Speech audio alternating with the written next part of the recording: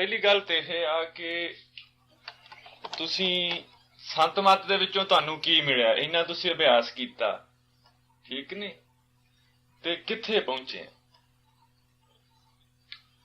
पहुंचना किथे सी, जी तलाश सी अपने अंदर किसी चीज नूं लभण दी, वो खत्म हो गई। जी कुरीद सी ना अपने अंदर, रब की है, दुनिया की है, एक ही है, एक ही है, एक ही है, वो जो सवाल होते सन ना, वो खत्म हो गए। समझे ना? मगर वो खत्म ता हुए जदों ये पता लग गया भी ये दुनिया जी है ना, ये सारी इकनी है, इसे हमेशा कर्म का चक्कर चलता रहता। तो दुख सुख आंदा मैनू, ये नहीं कि नहीं आंदा, उन्हें बोरा है और यही तकलीफ होंगी है। अच्छा, बड़ी तकलीफ होंगी है जी। मैं उन्हें कमा लोगों नू मैं संता, मैनू थोड़ी तकलीफ नहीं होंगी, ये बिल्कुल गप है। मैं ये नहीं मैं कहता होर ना दी बात मैनू पता नहीं, मैं अपनी बाबत जानना, बाबा सावन सिंह की मुताबिक जानना। जिस टीका लाया, टीके ने नुकसान किया, दर्द हुई, तो कहा तुसा मैनू जहर देता होए। समझे मेरा मतलब? दादा दरबार से मैं गया एक बारी, उन्होंने पैर से जख्म थी, मैनू नहीं पता, लम्बे पैर था, तो मैं पैरों पर सिर मारिया जाके। उन्होंने हाय की थी, रत पीछे की थी। मैं कही की होया? आखिर इतना चौंदा सी, ईट ऊपर पैर से जख्म हो गया। समझ गया मेरा मतलब? नहीं, दुनिया के लोगों ने जितनी बातें की थी, ये मैं नहीं कहता कि वो गलत है। भगत सिंह सूली चढ़ गया, भूषणा चढ़ गया, ख्याल है अपना, ख्याल हटा दो, दुख कोई नहीं, ख्याल फंसा दो तो दुख है। वो जरा मर्जी सवाल पूछो, आनंद मिले अंदर, खुशी मिली, अभ्यास मिले। हूँ मैं लख कोशिश करा कि मैं कंठा सुना, संग सुना, मृदंग सुना, बंसी सुना, नहीं।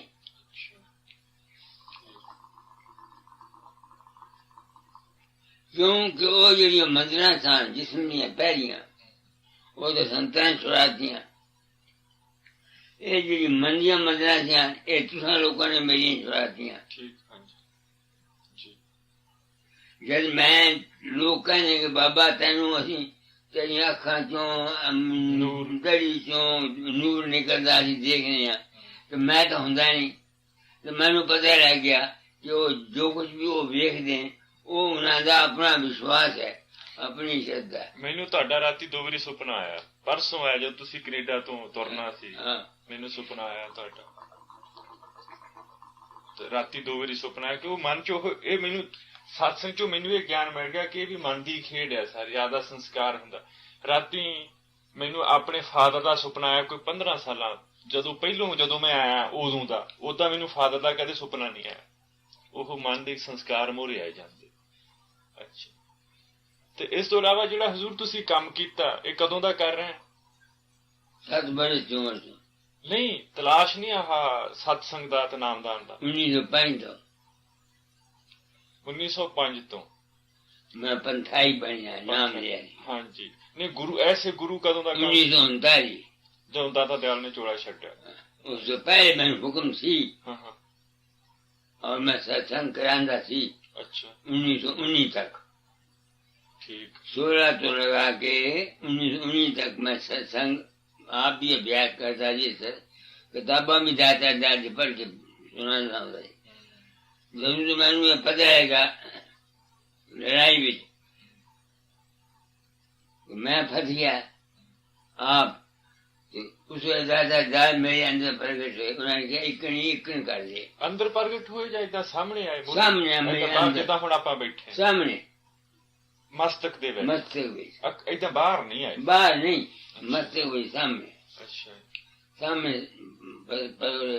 इन्होंने कह अपना गोला बारी ना मारे, बदू अपना मुर्दे चुके रह जाएंगे। हाँ जी, अच्छा मैं कह देता हाँ जी। अभी बच गए अभी वो तो शिकस्त खा के बगदाद चले गए हाँ जी।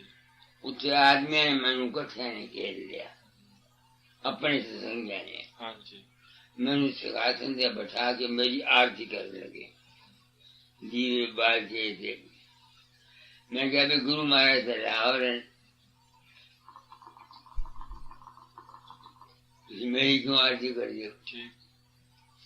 उन्होंने आख्या प्राणी सन तकलीफ हुई तुहानू याद किया तुसी आए ऐ किया ऐ क्या ऐ किया सानू ये हो गया मैं तो गया नहीं थी ठीक। तदू मैंने होश आ गई उस दिन के बाद मैं 1921 1919 का वाक्य आरती करने गया बड़ा 13,000 रुपये का सामान लेके उन्होंने फिर मन सब कुछ लिखा किताब तोहफा दरवेश लिखी और मैं फिर सत्संग नहीं कराया चुप हो गए क्योंकि मैं सोचा भी मैं तो झूठ बोलना नहीं थी जे मैं सत्संग कराया तो मैं सच्ची गल कह देनी है ठीक। उत्थे दाता दादी समाधि दादा दादी हाँ। धाम से किसी ने पैसा नहीं देना ठीक। तुसी मेरी गल सुनी बिल्कुल समझते। इस वास्ते मैं सत्संग नहीं कराया मगर मेरे दिल में जो हुक्म सी 1939 चोरा छड़न का वेला कदू बता देती थी मैं आज solemnly promise that I shall spread the truth throughout the world to the best of my ability and circumstances ठीक। और उस मेरे ख्याल का नतीजा यह है कि आशीष शर्मा मेरे कांटेक्ट किया गया मैं अमेरिका आ जाना थोड़े को आ जाना बाहर चला जाना काले उत्थे फिरना मैं किसी को नाम नहीं देता जिसने दूसरे आदमी नाम देते किसी ने नहीं देता पहले 1922 तो पहले 10-15 आदमियों को मैं नाम देता सिर्फ 10-15 नु बस ठीक। फिर जब 1922 के बाद मैं नाम नहीं देता उसकी वजह ये थी कि एक औरत जबलपुर तो अपने खसम नाल तो 3 बच्चा नाल हुजारपुर गई मैं फिरोजपुर से मैंने क्या फिरोजपुर आई मैं बली राम मकीम के यहाँ ठहर आई वो त्रिकुटी से ब्यास कर दी लाल रंग से सूरज मैंने देख ली ठीक। तो मैं उसे मैंने क्या भी दाता ये मुंडे मैंने अभ्यास नहीं करने दे पता ये थी अभ्यास नहीं करने दे तो मेरे कदमों को भी मेरी मर्जी की करे खत्म मुदा 8 बजे सवेरे ड्यूटी से जाता रात को 9 बजे आता मैं पूछा तेरी माँ है नहीं सस है नहीं जनान है नहीं कोई और है मत करने वाला कोई नहीं उस वक्त मैं नहीं सोचा नहीं किया उसने मगर बड़ी राम मकीन में क्या बड़ी राम मेरी जरा मैनू कहना है हाँ जी। कि इस दा 3 बच्चे मर जाएंगे जी। क्यों जी। मैनू ये ख्याल है मेरा यकीन है कि जो आदमी ऊपर अपने अपने अंदर गुरु स्वरूप का या किसी रूप का ध्यान करता है उसकी विल पावर बढ़ जाती है और उसकी जी आशा होती है वो उसमें पूरी हो जाती है ठीक। तो मैं उन्हें क्या भी ये 3 बच्चे बड़ी जाने क्या भी मेरा ख्याल है ये 3 बच्चे मर जाएंगे क्योंकि और को अल्टरनेटिव नहीं हाँ जी। तो बच्चे की तकलीफ को बचना चाहती है हाँ जी। और को तरीका नहीं इस बात जरूर मरने के तो 9 महीने 3 बच्चे मर गए उसके बाद मैं किसी ने उस तरह नाम नहीं देता सत्संग कराना ताकि लोग अपने ख्याल में ठीक करें लोग अपने ख्याल में ठीक करें हाँ जी। अगर ख्याल बुरा है तुम अभ्यास करोगे वो बुराई तुम्हें बढ़ जाएगी ठीक है। ठीक। अगर कामी हो तो काम ठीक है तो काम बढ़ जाएगा अगर लालची हो लालच बढ़ जाएगा हाँ।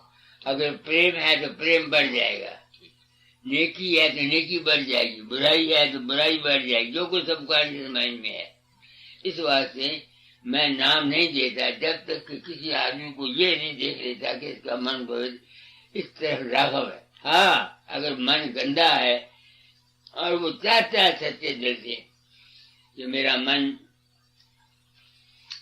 साफ हो जाए वो अभ्यास करे तो उसको फायदा है। अच्छा। मैंने ये बात किसी को कही नहीं डरते मारे, क्योंकि आजकल तो ये उपदेश है ना कि जो किसी को नाम देता है नाम दवा दो 10 आदमियों बड़ा बड़ा पुण्य। तो मैं गया आगे, उसे हजूर महाराज जी प्रेम पानी ले आया, राय सारदास साहब उधर लिखे है, जिनके मन गंदे हैं जी। और गंदगी उसको साफ नहीं कर, उसको दूर नहीं कर सकते या करना नहीं चाहते, उनको अभ्यास बिल्कुल नहीं करना चाहिए थोड़े शब्द योग का, वरना उनका आधा नुकसान होगा। ठीक है। अच्छा महाराज जी, ਜਿਹੜੇ ਤੁਸੀਂ satsang ਕਰਾਏ, satsang ਕਰਾਉਨੇ ਆ, ਤੁਹਾਡੀ ਨਜ਼ਰ ਦੇ ਵਿੱਚ ਕੋਈ ਇਹੋ ਜਿਹਾ ਬੰਦਾ ਆਇਆ ਜਿਹਨੇ ਉਹਦੇ ਤੋਂ ਫਾਇਦਾ ਉਠਾਇਆ ਹੋਵੇ? ਮੈਂ ਨਹੀਂ ਸਮਝਿਆ। ਤੁਹਾਡੇ satsang ਕਰਾਉਂਦਿਆਂ ਨੂੰ 40-50 ਸਾਲ ਹੋ ਗਏ, ਤੁਹਾਡੇ ਸੰਪਰਕ ਦੇ ਵਿੱਚ ਕੋਈ ਇਹੋ ਜਿਹਾ ਮਨੁੱਖ ਬੰਦਾ ਆਇਆ ਜਿਹਨੇ ਪੂਰਾ ਫਾਇਦਾ ਉਠਾਇਆ ਹੋਵੇ, ਜਿੱਦਾਂ ਤੁਸੀਂ ਜਿਸ ਆਸ਼ਾ ਨੂੰ ਮੁੱਖ ਰੱਖ ਕੇ satsang ਕਰਾਉਨੇ ਆ, ਜਿਵੇਂ ਹੁਣ ਤੁਸੀਂ ਇੱਥੇ ਆਏ ਆ, ਅਮਰੀਕਾ ਗਏ ਆ, ਕਿਸੇ ਚੀਜ਼ ਨੂੰ ਮੁੱਖ ਰੱਖ ਕੇ ਆਏ ਹਨ ਨਾ, ਤੁਹਾਡੀ ਲਾਈਫ 'ਚ ਕੋਈ ਇਹੋ ਜਿਹਾ ਬੰਦੇ ਆਏ ਆ ਜਾਂ ਬੰਦਾ ਆਇਆ ਜਿਹਨੇ ਪੂਰਾ ਫਾਇਦਾ ਉਠਾਇਆ ਹੋਵੇ? ਮੈਂ ਤੈਨੂੰ 2 ਫਾਇਦੇ ਦੱਸਣਾ ਭਈ, ਕਿਸੇ ਦੇ ਦਿਲ ਦੀ ਹਾਲਤ ਦਾ ਪੂਰਾ ਪਤਾ ਮੈਂ ਨਹੀਂ ਲਗਾ ਸਕਦਾ। ਇੱਕ ਗੱਲ ਚੋਂ ਗੱਲ, ਫਿਰ ਜਿਹੜਾ ਕਿਤਾਬਾਂ ਦੇ ਵਿੱਚ ਲਿਖਿਆ ਜਾਂ ਗ੍ਰੰਥ ਸਾਹਿਬ ਦੇ ਵਿੱਚ ਲਿਖਿਆ ਕਿ ਸੰਤ ਅੰਤਰਜਾਮੀ ਹੁੰਦੇ ਆ, ਇਹ ਰੌਚਕ ਗੱਲ ਹੈ? ਅੰਤਰਜਾਮੀ ਦੇ ਮੈਨੇ ਇਹ ਹੁੰਦੇ ਨੇ, ਆਲੂ ਨਹੀਂ ਪਾਉਣਾ, ਇਹ ਠੀਕ ਹੈ ਕਿ ਬਾਜੇ ਵਕਤ ਆਦਮੀ ਮੇਰੇ ਸਾਹਮਣੇ ਆਉਂਦਾ ਤਾਂ ਉਸ ਦੇ ਦਿਲ ਦੇ ਭਾਵ ਨੂੰ ਮੈਂ ਸਮਝ ਜਾਂਦਾ। ਹਾਂਜੀ। उसको कहते हैं इंट्यूशन। ठीक। दूसरे दिल के भाव में, और लोग ये समझे कि बाबे ने मेरे ही सवाल का जवाब दिया, लोग ये समझे। पर जिस तक मेरा ख्याल है, मैं धर्म ना कहना, मैनू पता नहीं होता कि इस आदमी का यह सवाल सी। हाँ ठीक। सो ਜਿਹੜਾ ਆਹ ਪ੍ਰੋਪੋਗੰਡਾ ਕਰਦੇ ਆ ਕਿ ਗੁਰੂ ਬਿਆਸ ਬੈਠਾ ਜਾਂ ਗੁਰੂ ਗੋਬਿੰਦ ਸਿੰਘ ਲੈ ਲਓ, ਕਿਸੇ ਨੂੰ ਵੀ ਲੈ ਲਓ, ਸਾਰੇ ਦੁਨੀਆ ਦੇ ਇਕੱਲੇ ਇਕੱਲੇ ਜੀ ਦੀ ਹਾਲਤ ਜਾਣਦਾ, ਉਹ ਬਾਹਰ ਦਾ ਗੁਰੂ ਨਹੀਂ ਹੈ। ਇਹ ਬਿਲਕੁਲ, ਉਹ ਜਿਹੜਾ ਅੰਦਰ ਤੁਹਾਡਾ ਪ੍ਰੇਰਕ ਆ, ਬਿਲਕੁਲ ਝੂਠ ਹੈ, ਮੈਂ ਨਹੀਂ ਮੰਨਦਾ। ਜਿਹੜਾ ਅੰਦਰਲਾ ਪ੍ਰੇਰਕ ਅੰਤਰਜਾਮੀ ਉਹ ਆ, ਉਹ ਹੈ ਅੰਦਰ ਦਾ ਪ੍ਰੇਰਕ ਜਿਹੜਾ। मेरे ਨਾਲ एक वाक्य गुजरा, एक ग्वालियर से एक औरत है, उसका खावंद है ठेकेदार। अच्छा ठीक। उसका खावंद है ठेकेदार। हाँ जी। ਉਹ ਰੁਪਈਏ ਦੀ ਲੋੜ ਤੇ ਪੌਂਦੀ ਠੇਕੇਦਾਰਾਂ ਨੂੰ। ਇੱਕ ਵਿਧਵਾ ਔਰਤ ਸੀ, ਉਹਦੇ ਕੋਲ ਰੁਪਈਆ ਲੈਣਾ ਹੁੰਦਾ। हाँ जी। तो उसने उसमें लिखा मैं रुपए की लोड़ है। उसने कहा कि तुझे गल सुनो सर नंबर हाँ जी ठीक। उन्हें समझाया भाई, उन्हें बुलाया, उसकी औरत ਨੂੰ शक ਸੀ। ਉਹ ਜਿਹੜੇ ਚਰਨ ਲਗਾ, ਉਹਨੂੰ ਖਿਆਲ ਸੀ ਵੀ ਸ਼ਾਇਦ ਉਹ ਵਿਧਵਾ ਜਿਹੜੀ ਜਨਾਨੀ ਜਿਹਦੇ ਕੋਲ ਰੁਪਈਆ ਲੈਂਦਾ ਉਹ ਕੁਝ ਖਰਾਬੀ ਨਾ ਕਰੇ। उसने चरण लगे, अपने खावंद ने किया कि तेरा रखा दाता जा रहेगा, तू जा। उस औरत ने मैं लिखा, उसका खावंद ने लिखा कि वो इस कमरे से एक पासे तो वो औरत सुती पई, एक पासे वो मर्द सुता पे। वो मर्द कहता मैं 4 वाली गया उस औरत को जान लगा, रस्ते के बाबा फकीर छोटी लगी खड़ोता जी, बाबा फकीर छोटी लड़की खड़ोता थी, तो मैं उस औरत को जा नहीं सकिया। तो एक गल सुन के मैं इस गल के नतीजे से पहुंचा कि वो जरा ख्याल उस औरत ने उस आदमी को देता, तेरा रखा दाता जा रहेगा, वो चूंकि जीव ज्ञानी थी, तो जिस वेले को तीवी को 2 बारी या 3 बारी जाने लगा, अगे उसने अपने ख्याल में मेरा रूप बना के करा करता, मैं नहीं गया, मैं आप नहीं गया। जितनी गल्ला हैं दुनिया में सब रोचक है। दाता दाल ने खुद अपनी किताब में लिखा है कि मेरी बानी रोचक है। रोचक बानी दे बहुत सारे अधिकारी हैं, सच्चाई के बानी दे कोई अधिकारी नहीं, बैठ जाओ। रोचक बानी दे सब दुनिया अधिकारी है, भयानक दे। सच्चाई का कोई गाहक नहीं। अगर कहीं भी जाए तो आत्मा मनता है ये नहीं है मेरे नाल बीती है। इसी तरह बाबा गुरु गोबिंद सिंह साहब नाल बाबा की नाम है बेला नहीं जी, नहीं भाई जोगा जोगा ਹੁਸ਼ਿਆਰਪੁਰ ਆਇਆ ਹੁਸ਼ਿਆਰਪੁਰ ਆਇਆ ਸੀ। ਕਾਬਲ ਤੋਂ ਆਇਆ। हाँ उसकी गल भी सुनी हुई। ਪੜ੍ਹੀ ਆ ਜੀ ਮੇਰੇ ਕੋਲ ਗ੍ਰੰਥ ਹੈ। अच्छा बाकी ਮੁੜ ਕੇ ਗੱਲ ਉਹ ਹੋਈ ਵੀ ਕਿਸੇ ਬੰਦੇ ਨੂੰ ਫਾਇਦਾ ਹੋਇਆ। फायदा भरम चले गए लोगों के, वहम चले गए।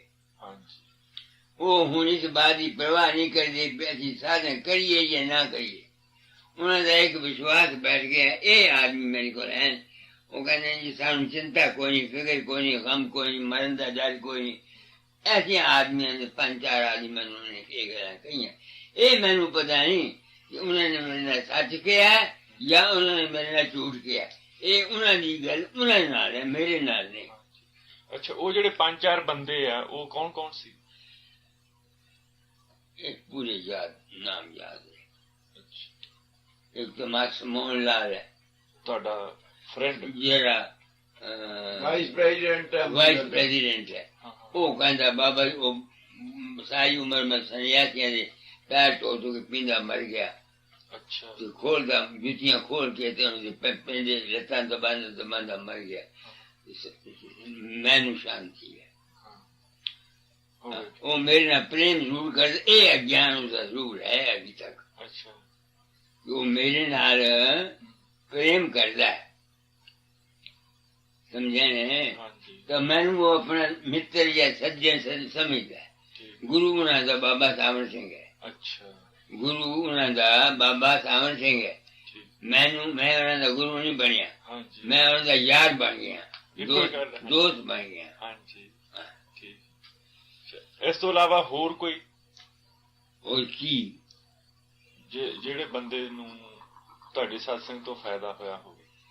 दुनियावी फायदे बहुत ही हुए। ਨਹੀਂ, ਆਪਾਂ ਪਰਮਾਰਥ ਦੀ ਗੱਲ ਕਰ ਜਿਸ ਆਸ਼ੇ ਨੂੰ ਲੈ ਕੇ ਤੁਸੀਂ satsang ਕਰਾਉਨੇ।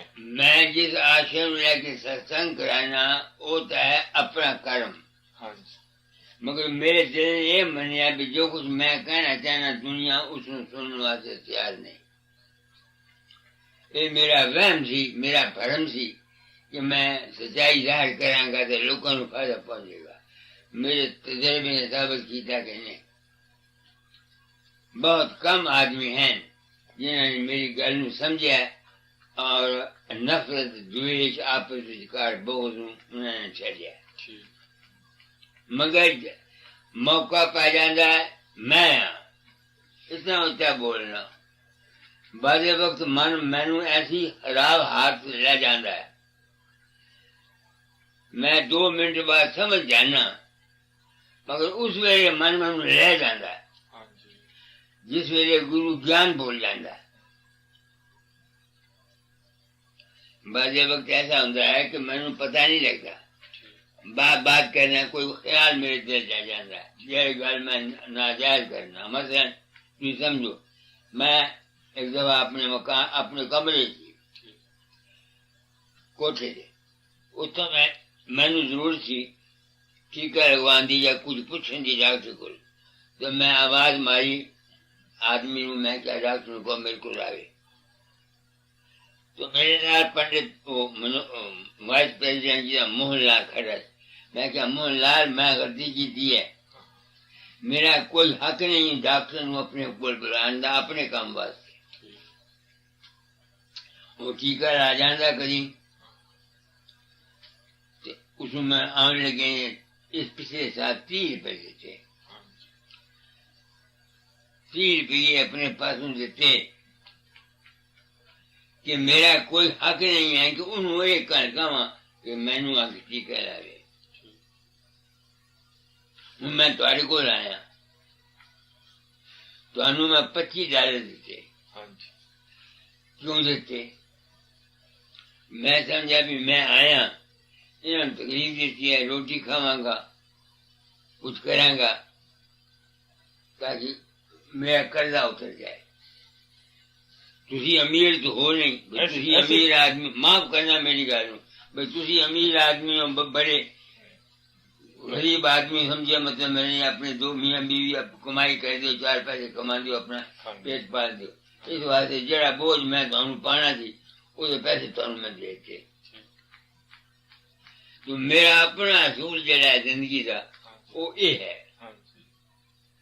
बाप की कमाई मैं नहीं खादी, लड़के की कमाई मैं नहीं खादी ना, सिर्फ कटने वाले हैं वो भेजे मैंने 200 रुपये महीना, या दरोगा दास 40 रुपये महीना भेज दिंदा, वो मर गया वसीयत कर गया 70 रुपये दिंदा सी, 30 मंदिर वास्ते 40 मैनू 40 वो लेना 200 वो लेना 240, लड़का जरा वो हर अपनी भैन का खर्च भेजदा, ਉਹਦੇ ਕੋਲ मैं नहीं करिए। असूल है जिंदगी का, मगर ये मैंने ये नहीं कि सारे वही असूल करना चाहिए, हर एक के हालात अलग है, हर एक के सर्कमस्टेंसेस हालात वाकयात अलग हैं।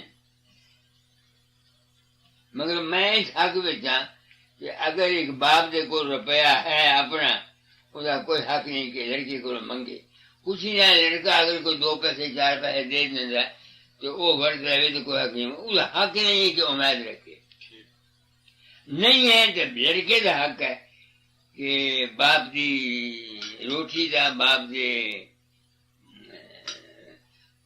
कपड़े का और बाप की रिहाइश का आराम का ख्याल रखिए। मगर अगर बाप ये चाहे कि मैं शराब पीनी है या मैं सिनेमा देखना है तो वो गलती थी है। मेरा अपना मैं ऐसा समझना। ਅੱਛਾ ਇੱਕ ਹੋਰ ਗੱਲ ਹੈ ਜੀ, ਜਿਹੜਾ ਸਾਨੂੰ ਆਹ ਹੁਣ ਲਾਈਫ ਮਿਲੀ ਆ, ਹਾਂ ਤੁਸੀਂ ਵੀ ਜੋੜੇ ਚਾਹੇ ਅਸੀਂ ਵੀ ਸਾਰੇ ਮਨੁੱਖਾਂ ਦੇ ਵਿੱਚ ਬੈਠੇ ਆ, ਇਹਦੀ ਲਾਈਫ ਦਾ ਪਰਪਸ ਕੀ ਆ? ਕਿਤਾਬਾਂ ਦੀ ਗੱਲ ਨਹੀਂ ਮੈਂ ਕਰਦਾ, ਕਿਤਾਬਾਂ 'ਚ ਤਾਂ ਅੱਡ ਗੱਲਾਂ ਲਿਖੀਆਂ। ਸੱਚੀ ਗੱਲ ਪੁੱਛਣਾ, ਬਿਲਕੁਲ ਹਾਂਜੀ ਸੱਚੀ ਗੱਲ ਪੁੱਛਣਾ। ਇਹ कुदरत की खेल है, मैंने इस राज का पता नहीं लगा। जिंदगी एक एनर्जी है, जो मैं समझा हो तुम दसना, पता नहीं मैं सच्चा कि झूठा, मैं जो समझा एनर्जी है। जिस तरह बिजली एक एनर्जी है, बिजली में 3 चीजें हैं, एक रेजिस्टेंस, एक करंट, एक EMF। जानते हो पढ़ी है ना, ये मालिक है, असली चीज है वो है EMF बिजली। इसी तरह इस दुनिया के विचार एक भंडार है जेड़ा EMF है।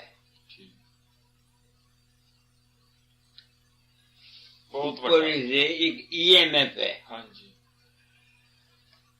संतान का मालिक वो EMF है, उसनु सत लोग कह देंगे ਜਾਂ ਸੱਚਖੰਡ, सतखंड कह देंगे, सतनाम कुछ कह देंगे, उसके विच में एक करंट निकलती है,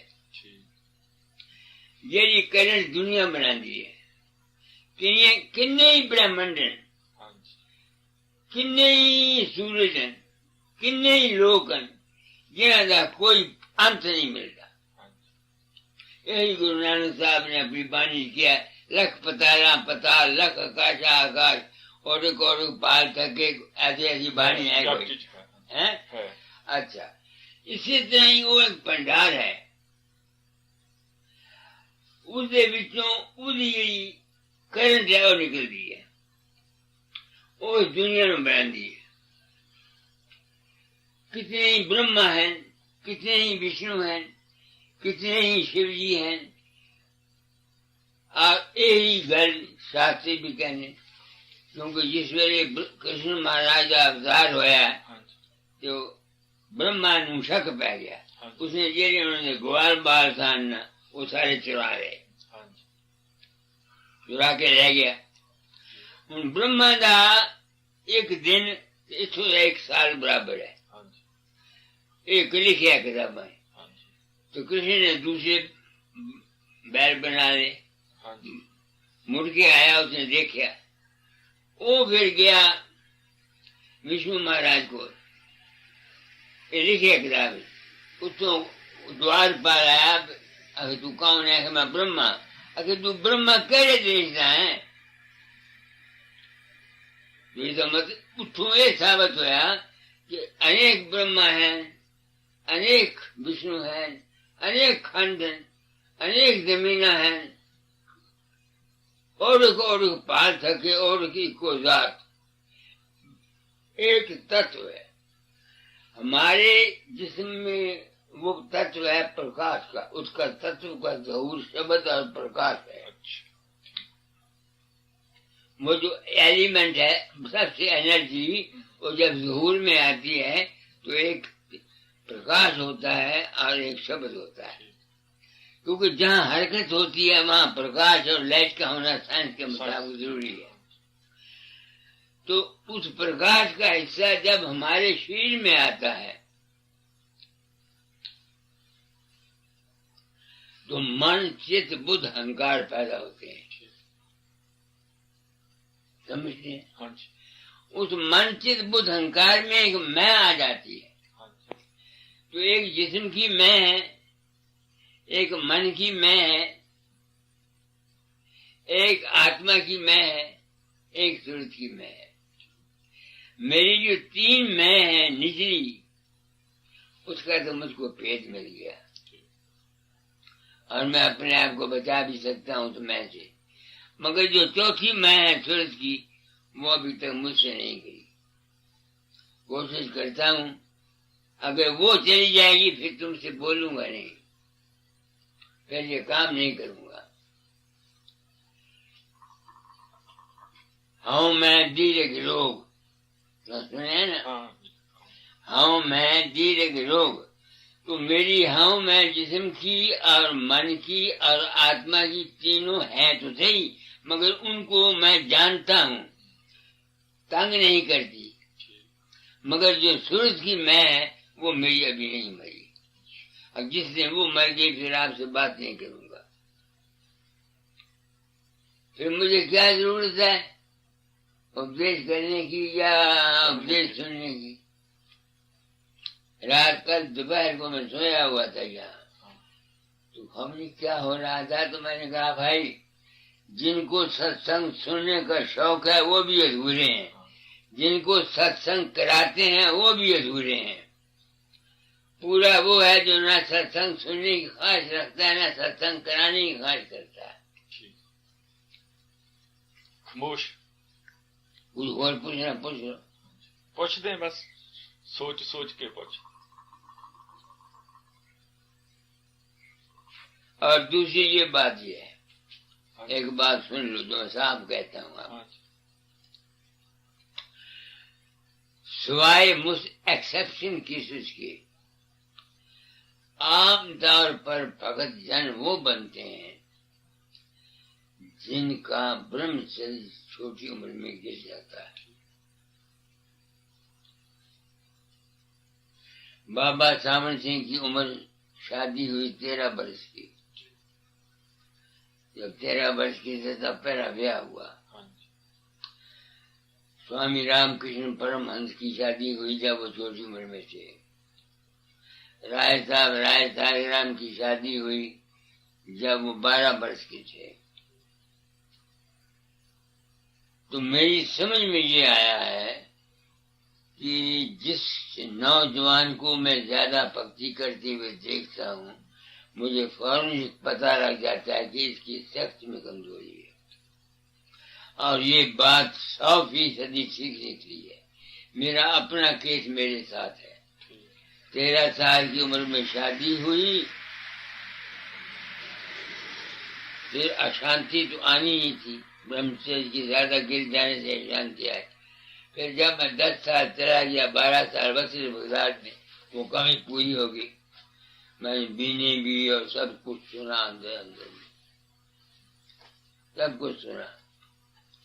जब वापस आया, दाता ने कहा तुम्हारे औलाद ने लीना नहीं है, अभ्यास मत करो, औलाद पैदा करो।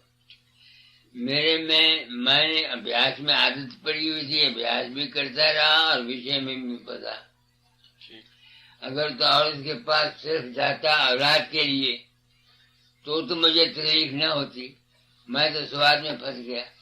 वो जो मेरी शांति थी 12 साल जो मैंने अटेंड की थी, वो खत्म हो गई जी। फिर मैं रोया करता है क्या हो गया मुझको। फिर एक दिन मैं प्रार्थना करने लगा, तंबूला लेके बेहोश हो गया। अंदर से आवाज आई कि ये नुक्सा तुम। फिर मैं 26 साल तक मैं मेरी वाइफ रही, वाइफ मेरी ने मदद की। हम 26 साल तक औरत और मर्द बन के नहीं रहे। अब 16 साल 17 साल 18 उसको मरी हुई को हो गए हैं। तो मैं मेरे अपने ख्याल में ये है कि इंसान के बचपन के कैरेक्टर को अगर ठीक कर दिया जाए तो वो बहुत हद तक इस दुनिया की तकलीफों से बच सकता है। मानसिक जो हिलचल होती है इससे बच सकता है। मेरा अपना तजर्बा ये है। इस वास्ते मेरे पास जितने नौजवान जोड़े आते हैं उनको मैं ये कहता हूँ कि औलाद को औलाद के ख्याल से पैदा करो, विषय विकार के लिए मत करो। एक दूसरे अपने ब्रह्मचर्य का ख्याल रखो, जिससे अपने फर्ज और अपनी ड्यूटी, जब तजर्बा दुनिया का हो जाएगा इस दुनिया में सुख नहीं है फिर इस तरफ आना। इससे पहले अगर तुम आओगे, तुम्हारी जिंदगी, आजकल इन गुरुओं ने बहुत जुल्म किया है। 10-10 साल के बच्चों को नाम दे दिया, अब उनको कह दिया तुमने शराब नहीं खाना, मांस नहीं खाना। बहुत अच्छा।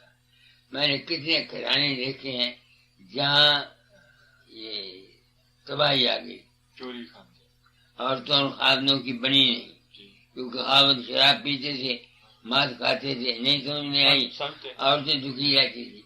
मेरे सामने कई केस आते हैं। मेरी अपनी लड़की थी, मैंने उसकी शादी की, हालांकि सत्संगी थे दाता जाके। तो जब वो वहां गई तो उसकी माँ और उसका पति दोनों इतवार को बाजार से गोश्त ले आते और खाते।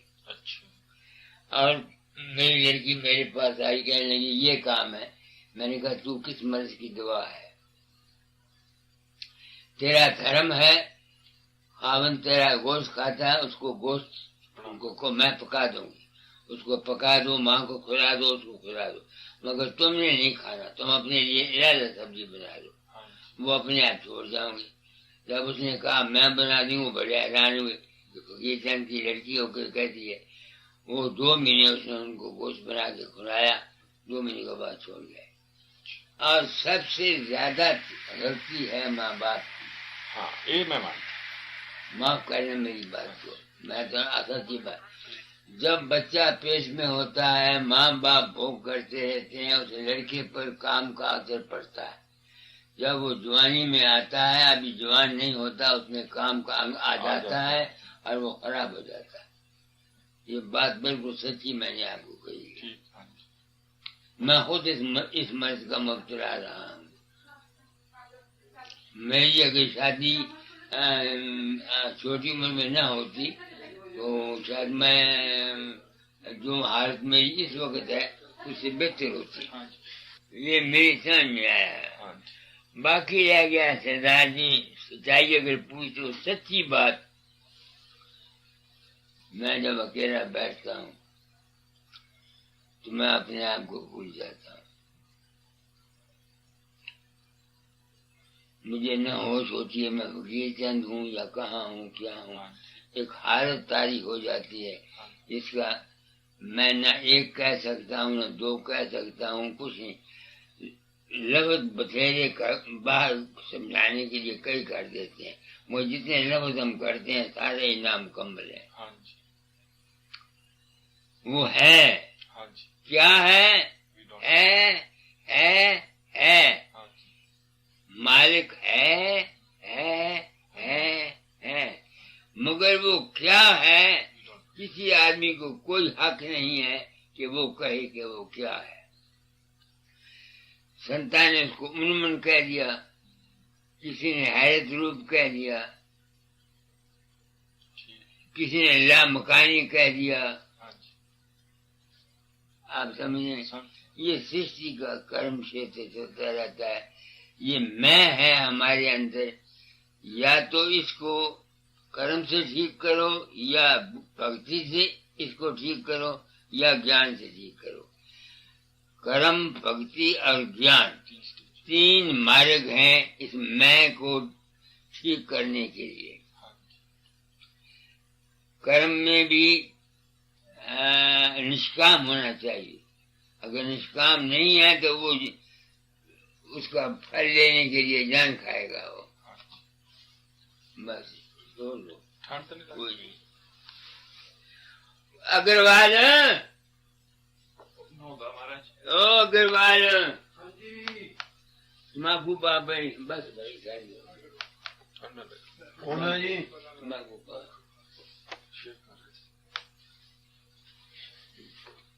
मेरा अपना ये ख्याल है, मैंने जो समझा आपको बता दिया। और धर्म से पूछते हो, मेरे हाथ में मुझको मरते दबा आग न मिले, उस प्रभु की लीला को मैं तो बेखौफी से कहूंगा। न कबीर को पता लगाए, न राधा स्वामी को, न नानक को, न किसी को, कोई जान नहीं सकता कि वो क्या है। सच्ची बात है, जितनी जितनी जिसकी बुद्धि थी उतनी उतनी वो कह गया। असल में क्या है कुछ पता नहीं, बोलने की जरूरत नहीं, खामोशी के सिवा और कोई चारा नहीं। Silence in the beginning and silence in the and, कोई कुछ नहीं कह सकता। तो इसलिए मैं ये सोचता हूँ कि जब तक जिंदगी है इसको खुशी से गुजारो, उसकी मौज है। हाँ मैं करने से हाय, दुख हाय करने से हाय का क्या बनेगा? जो हो रहा है हो रहा है, किसी को क्या पता। मैंने ऐसा समझा। किसी को कबीर का भी एक शब्द है, कर्म गत चारे नाले चले। ऋषि वशिष्ठ से पंडित ज्ञानी शोध के लगन धरे, सिया हरण मरण दशरथ का कहु न सूझ पड़े। आगे लिखते हैं आखिरी कड़ी है, सूरज चंद्रमा भानु सन विधि संयोग पड़े। जितने ग्रह हैं विधि उनकी तरीके से हर एक को पूछना पड़ता है। ये अब मुसलमानों का ये 40 साल, मुसलमान जितने राज हैं ये 40 साल का चाहिया आया हुआ है। इनको हर तरफ से मुसीबत ही मुसीबत है।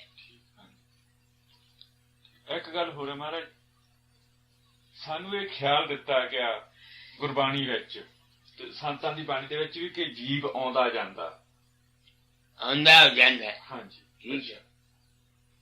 आउंदा ते असीं जन्म सारिਆਂ ने लिया और शरीर दा अंत हुंदे भी असीं सारे देखते।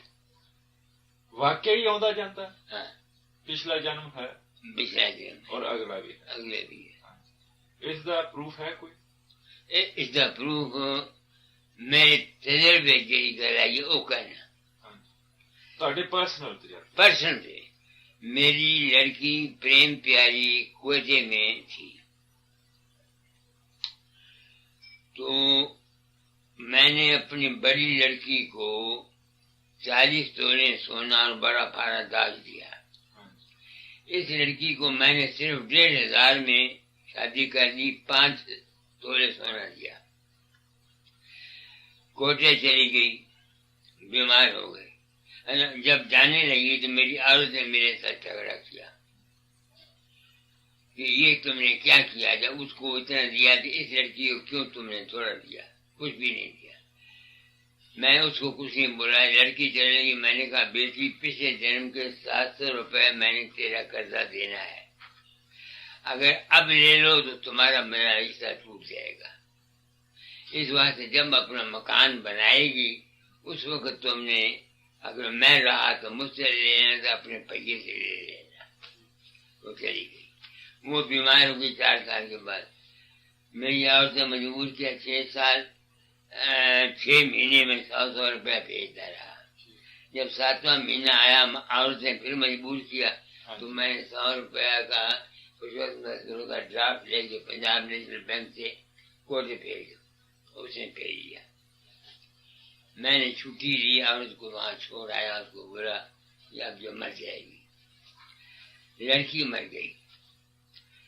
मेरी औरत आई, मैंने पूछा उसका अंत समय क्या हाल हुआ। उसने बोला पहले उसने याद किया देशराज को, अपने पति को। वो अस्पताल गया उसे दवाई लेने। फिर उसने याद किया सरला बलीराम की लड़की को और उसके प्राण निकल गए।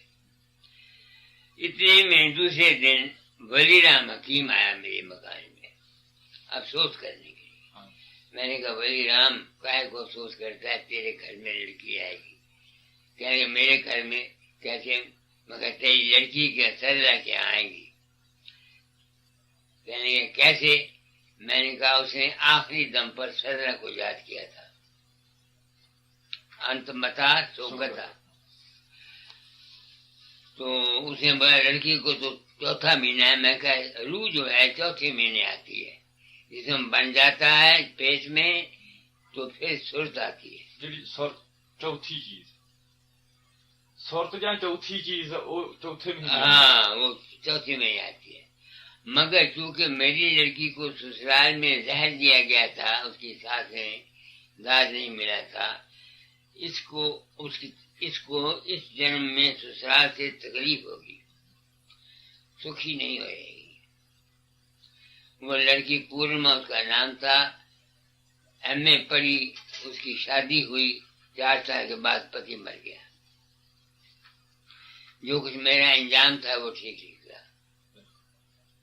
दूसरी मिसाल मेरे पास सबूत ये है कि मेरी माँ मुझे हमेशा कहा करती थी बच्चा मैं औरत का जन्म नहीं लूंगी, और उसके जन्म में बड़ा दुख है, मैं लूंगी नहीं। तू भगत बन गया, मैं मिटा जाऊंगी तेरे पास से। अब वो प्लेग से मर गई। हम दोनों थे भाई बगदाद में। मेरे भाई की औरत थी वहां। बाप ने चिट्ठी लिखी, अंत में उसने याद किया मुझको और मेरे भाई को, और कहा कि जैसे 2 लड़के मेरे थे ऐसे हर एक के 2 लड़के होंगे। तो ये चिट्ठी मेरे बाप ने मुझको लिखी। तो मैंने उसको बोला कि तेरे घर में माँ आएगी लड़का बन के, और उसके घर में लड़का बन के माँ आई। वो लड़का अब तक इसका बड़ा भाई, ये रवि जो आता है इसका जो बड़ा भाई है वो।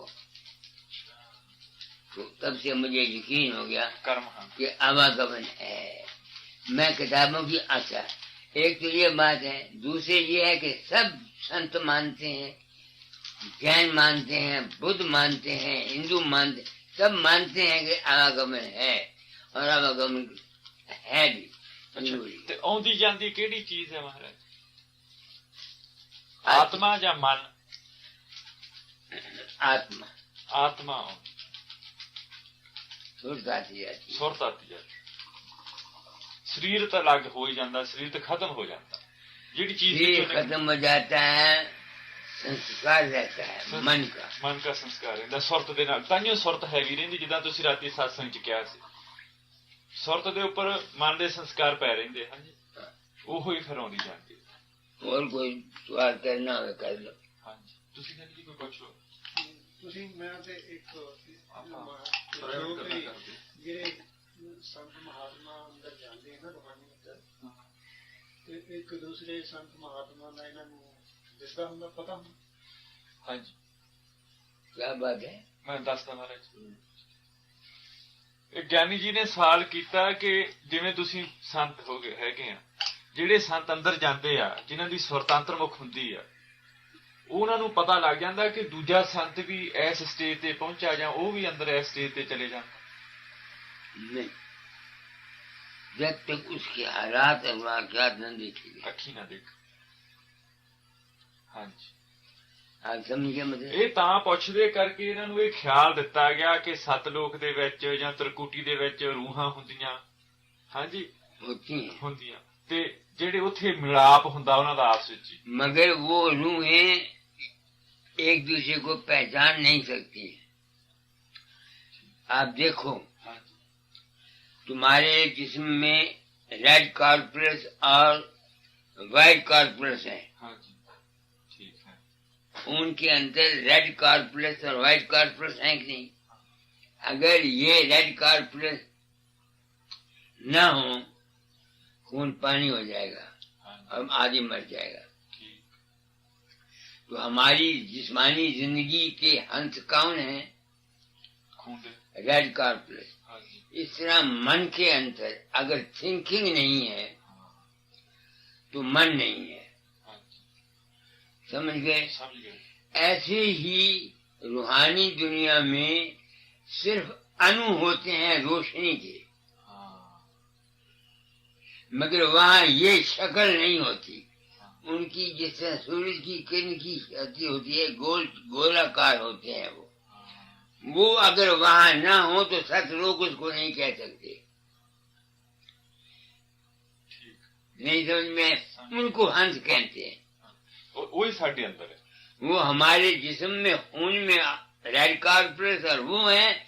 मन के अंदर अनुभव है, आत्मा के अंदर रोशनी की किरणें। एक मुसलमान फकीर मेरे सत्संग में आया करता था, कादरी साहब। उसने कहा मैं अपने अंदर गया,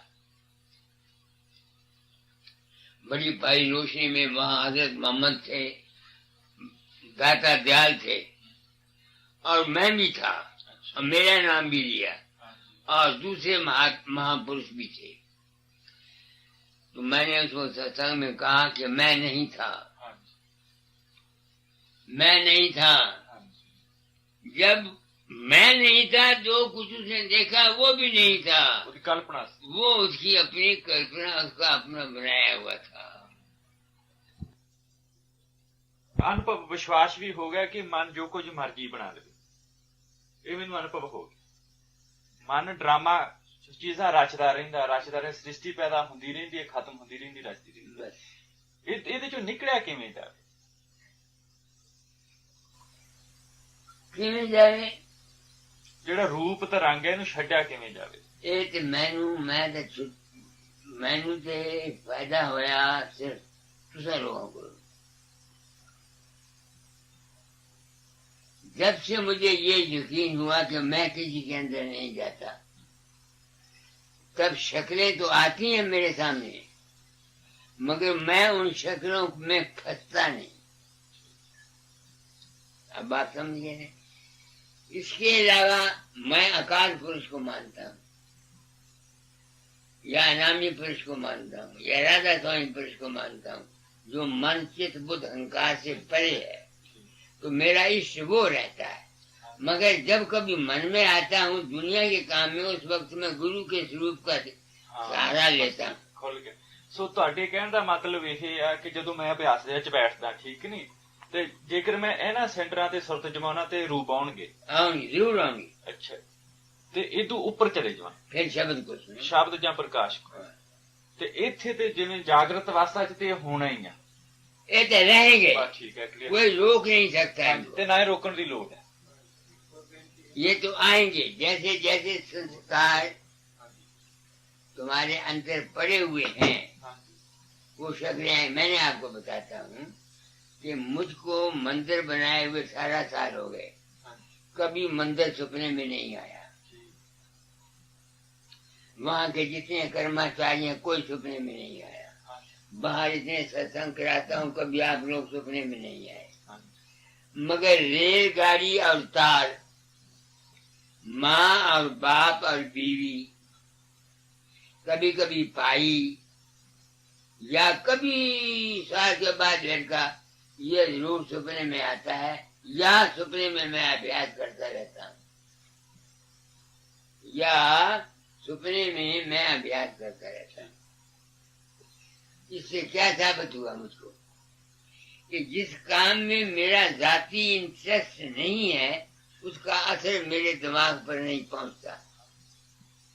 मैं आप लोगों के साथ मिलता हूँ, आपका कोई अक्स मेरे पर नहीं पड़ता। आपकी प्रेम के जवाब में प्रेम का जवाब दे देता हूँ।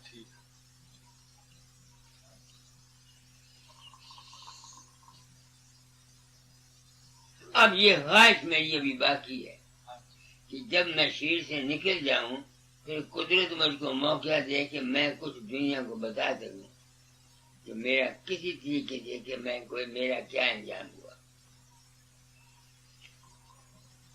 खबर नहीं ये ख्वाहिश मेरी पूरी होगी कि नहीं होगी ये मुझे पता नहीं। इनकी तो हुई, बाबा जामर सिंह की और हराज साहब की हुई।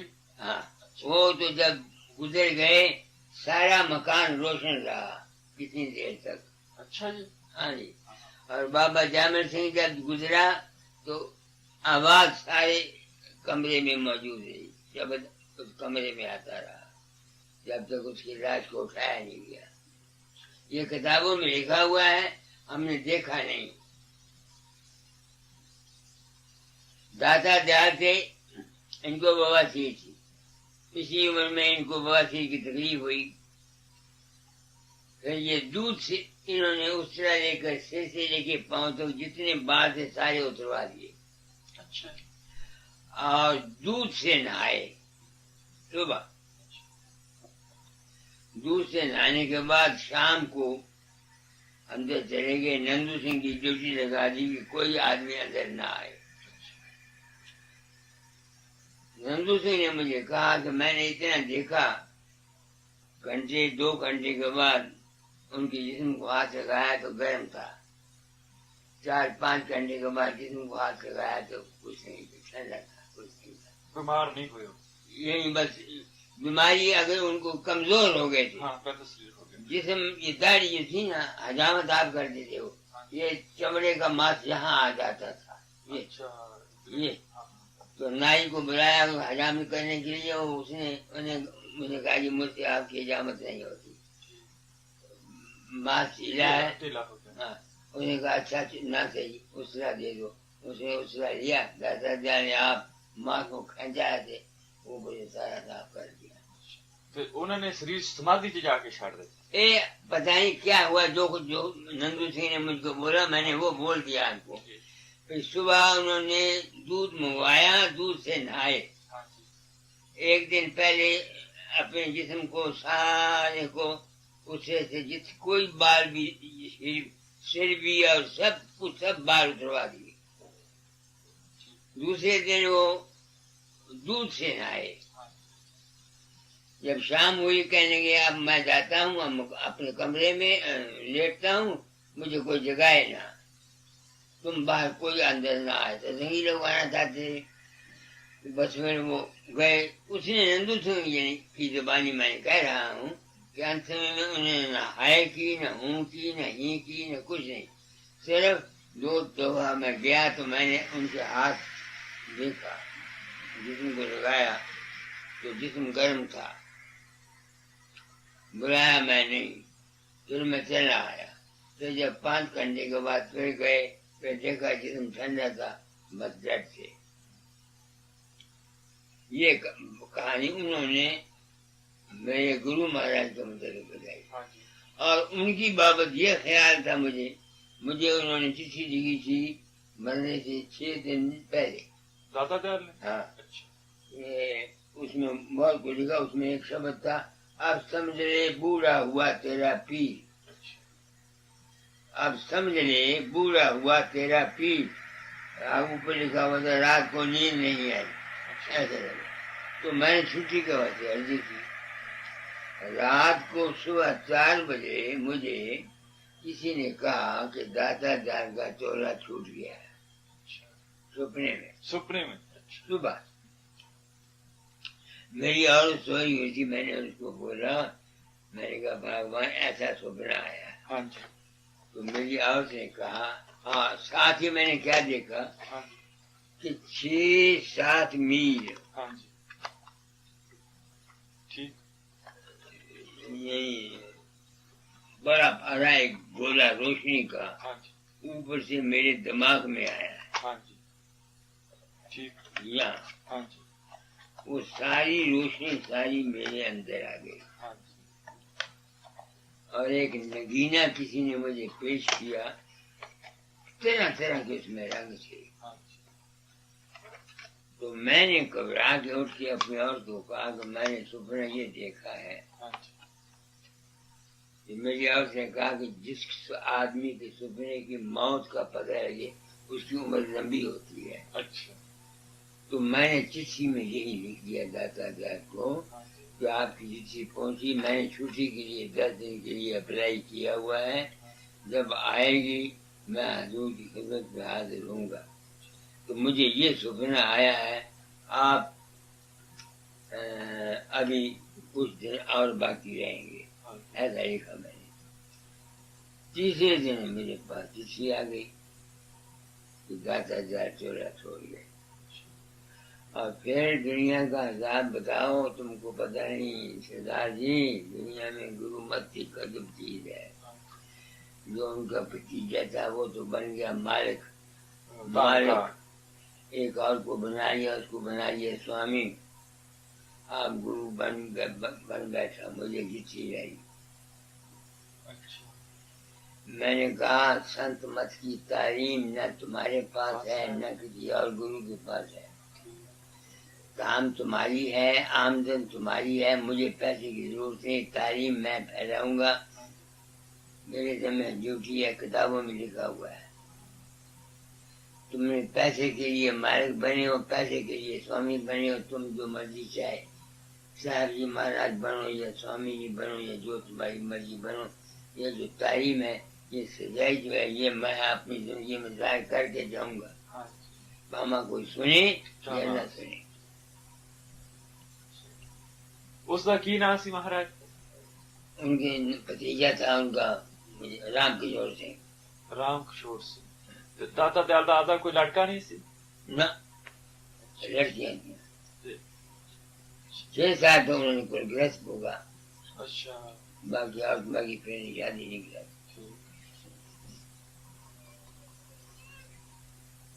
ਤੇ ਉਸ ਤੋਂ ਬਾਅਦ ਧਾਮ ਦਾ ਕੀ ਹੋਇਆ ਜੀ? नहीं, ਉਸ ਤੋਂ ਬਾਅਦ ਧਾਮ ਦਾ ਕੀ ਹੋਇਆ? कहा वहाँ स्कूल है, कॉलेज है वहाँ, और उनकी समाधि है। तो उनका भी झगड़ा बने, हर एक आदमी अपनी आमदन चाहता है। मैं हर साल 2000 2,500 रुपया दे देता हूँ वहाँ, तुम जानो भाई तुम्हारा काम जाने। वहाँ एक आदमी मुकर्रर किया हुआ है, और भी उसके रिश्तेदार जो है वो आना चाहते हैं। मैं इस बात की परवाह नहीं करता, मुझे कोई अफसोस नहीं। बाबा सामंत ने मेरे साथ बड़ी सच्चाई से काम किया। बाबा चरण सिंह ने मेरे साथ बहुत सच्चाई से काम किया। मैं जब गया बाबा सामने तो बताई में, तो मैंने जमीन पर बैठ गया, वो चारपाई पर बैठे थे। तो मैंने तब आजाद शब्द गाए, ऐसे में आया, ऐसे में आया, ये हुक्म था मुझको, ऐसे ऐसे। तो 15 मिनट में मुझको तो होश ही नहीं थी। मैं तो बाबा साहब सिंह की दाढ़ी तो मुझे नजर नहीं आती थी, मुझे तो बाबा गाता दाल नजर आते थे। तो मैंने ये सोचा कि जो कुछ मुझे हुक्म मिलेगा यहाँ से मैं वो करूँगा, क्योंकि मेरे घर में तकलीफ ये थी, एक तो आमदन नहीं थी, दूसरे 20-25 संगी रोज रहते। भाई मेरा क्या उनका रुपया जाए, तेरा खत्म हो जाएगा, फिर रोएगा तू। तो मैं तेरा गया, घर छोड़ गया। मैं कहा वापस नहीं आऊँ घर में। तो मैं वहाँ ब्याह किया बाबा जी को मेरा। मैंने कहा था, दाता ने कहा था ये काम करने के लिए, उन्होंने कहा था, दाता ने कहा था अगर कोई तकलीफ तुमको तो बाबा सामंत सिंह से फिर पूछ लेना। मैंने कहा अच्छा। तो मैं यहाँ आया, मैंने तब था, उन्होंने कहा कि सन तुम काम क्यों नहीं करना चाहते? मैंने कहा मैंने तो सच्ची बात कहनी है। तो बाबा सामंत सिंह ने मुझे कहा कि सन मुझसे सच नहीं कहा गया, उसकी वजह कि दुनिया सच के अधिकारी नहीं है। दुनिया में जाती है गुरु के पास, हकीकत के लिए जाती है दुनिया। दूसरे मेरा डेरा था, तुम निर्भय होकर काम करो, मैं तुम्हारी पुष्टि बना रहूंगा। ये बाबा सामंत सिंह ने मुझे कहा था, तुम निर्भय होकर काम करो, मैं तुम्हारा पुष्टि बना रहूंगा। और आज दिन तक मुझको कुछ ही ने मेरी मुखालफत नहीं की। इतना मैं जोर का सत्संग बात पब्लिक में देता हूँ, यानी गुरुइज्म के झाक में हूँ, मगर गौडीविज्म को बरखलाफ बोलता हूँ, मगर किसी ने बरखलाफ मेरे नहीं कहा। मैं सनातन बड़े बड़े कट्टर आते हैं। वशिष्ठ जो पंजाब का मर गया, तो वशिष्ठ जो पंजाब का सनातनों का एक बड़ा बड़ा मठ इंचार्ज था, और राम जो आर्य समाज का बड़ा बड़ा मेंबर था, माना हुआ आदमी था वो, और ये मुसलमान और कृपाल सिंह और फिर ये सुशील कुमार मुनि, अच्छा, जैनियों का, जैनियों का, ये सब मेरे सत्संग में आते थे दिल्ली में। जब सत्संग होता था तो किसी ने आज दिन तक ये नहीं कहा कि मैंने गलत कहा है। उनको मैं कसम देता हूँ, मैंने कहा भाई मेरा अनुभव ये है, आपको मैं कसम देता हूँ, अगर मैं गलत हूँ मेरा खंडन कर दो। एक कृपाल सिंह गया, संत कृपाल सिंह, मेरे पहले उद्घाटन जो मैंने कराया मंदिर का, तो कृपाल सिंह ने कराया था, क्योंकि जब मैं गया था तो बाबा ब्याह सामने ने कहा था कि चंद मैंने लाखों को नाम दिया, दो आदमी, सिर्फ दो आदमी मेरी रात को समझा है, ये उन्होंने लफ्ज कहे थे। एक कृपाल सिंह का नाम लिया था, दूसरे का नाम उन्होंने नहीं लिया, क्योंकि उन्होंने कृपाल सिंह का नाम लिया था, इस वास्ते मैं कृपाल सिंह की इज्जत करता था। आपको सच्ची बात को बोली तो मैं वचन करूँ। हाँ जी, फिर अच्छा, फिर इस वास्ते मैं कृपाल सिंह, तो कृपाल सिंह को मैंने बुलाया भी, तू कृपाल सिंह मेरे पास आया जब ये चोरा छूटा बाबा सामने सिंह का, तो मैंने पता लगा भी कृपाल सिंह को गद्दी नहीं मिली, गद्दी बाबा जगत सिंह को मिली है। बाबा जगत सिंह को तो मैं जानता नहीं था उस वक्त, तो मैंने कृपाल सिंह को चिट्ठी लिखी, क्योंकि बाबा सामने सिंह मुझे कहा हुआ था मैं कृपाल सिंह इस राज का वाकफ है, तो मैंने कृपाल सिंह को लिखी कि मैं चाहता हूँ कि मैं और तुम दोनों लड़के संत मत का सच्चा प्रचार करें। वो चिट्ठी जो गई तो उनका मासी का लड़का था, उसने मुझे इनका पता बताया। 3 महीने के बाद वो चिट्ठी वापस आ गई। बाबा ये चले गए थे हरिद्वार। हरिद्वार से जब वापस आए तो फिर इन्होंने पॉलिसी की, मुझे मैसेजेस मिलती हैं बाबा सावन सिंह की, तो किसी ने मुझे कहा कि उसने कहा मुझे फकीरचंद के लिए भी मैसेजेस मिली हैं। तो मैंने इसको लिखा, मैंने कहा भाई मेरे नाम क्या मैसेज मिली है। अगर मैं अंदर गया तो मुझे महर्षि जी मिले, उन्होंने कहा फकीरचंद को कहना खूब अभ्यास करे, सबके साथ मेल रखे। मैंने उसको जवाब दिया, तुमने ये नहीं सोचा कि तुम खत किसको लिख रहे हो। कृपाल सिंह को मैंने जवाब दिया कि तुमने ये नहीं सोचा कि तुम खत किसको लिख रहे हो। महर्षि का चेला मैं था क्या, वो मुझे नहीं कह सकते थे। जो कुछ तुमने देखा ये तुम्हारा अपना ही मन था। अब आप समझे मतलब मैंने, उसके बाद उसने बदल दिया। फिर वो कहता था गुरु पोल पर बोलता है, पोल पर बोलता है। पोल कौन सा चीज? पोल जानते हो ना, इंसान के दिमाग के अंदर पोल में बोलता है।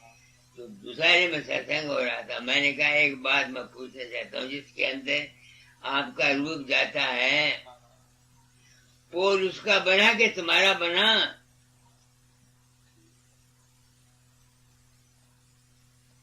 और 40 घंटे पूरे मेरे और कृपाल सिंह के देहरादून में बात होती रही। ऐसे जैसे हम कृपाल सिंह ने कहा जो कुछ तुम कहते हो बिल्कुल सच है, मगर तुम्हारा काम कंस्ट्रक्टिव नहीं है, डिस्ट्रक्टिव है। अग्रवाल, परशुराम,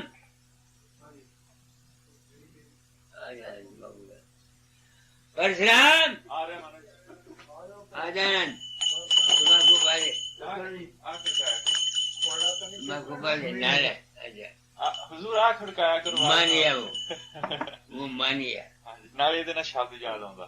फिर बाद ने कहा कि सचिव, मैंने कहा तुम ठीक कहते हो, तुम कंस्ट्रक्टिव ये चाहते हो कि डेरा बन जाए और आदमी आ जाए, मंदिर बन जाए, ये बन जाए, तुम्हारा काम कंस्ट्रक्टिव ये है।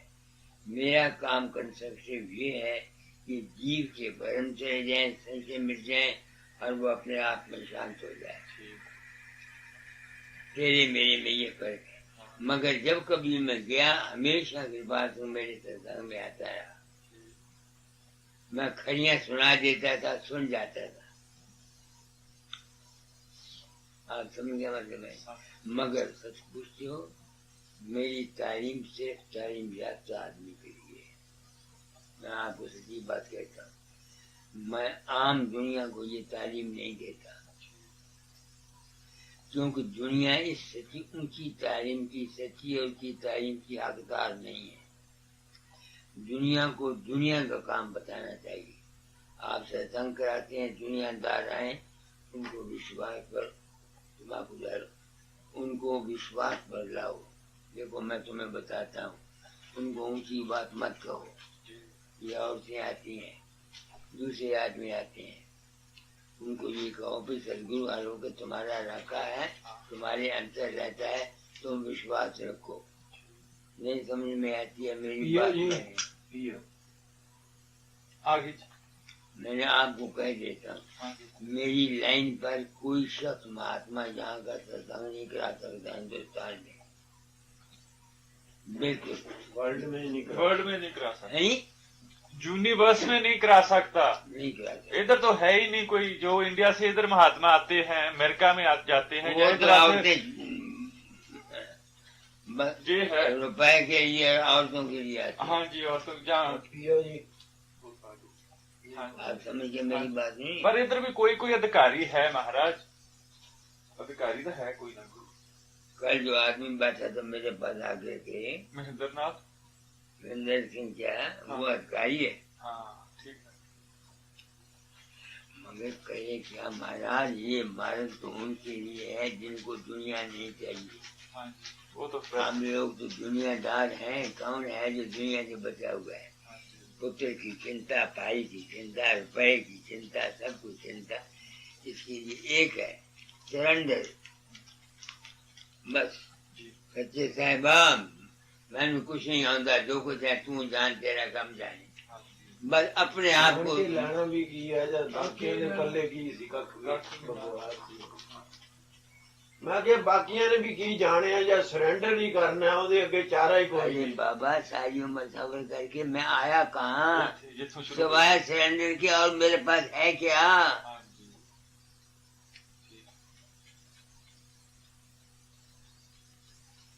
बस मेरे गुण ऐसे हैं, ये मुझे यश और मुझे नाम मिलना है, मेरे कर्म है पीछे। हाँ एक सन्यासी था, वो मेरे पास रहा, उसने कुछ काम भी किया, बड़ा अंग्रेजी का था। वो जिसने आपकी किताब ट्रांसलेट की है 5 हाँ, साल तो मैंने उसको बोला, मैंने कहा अगर मेरे मंदिर में रहना चाहते हो कपड़े उतार दो,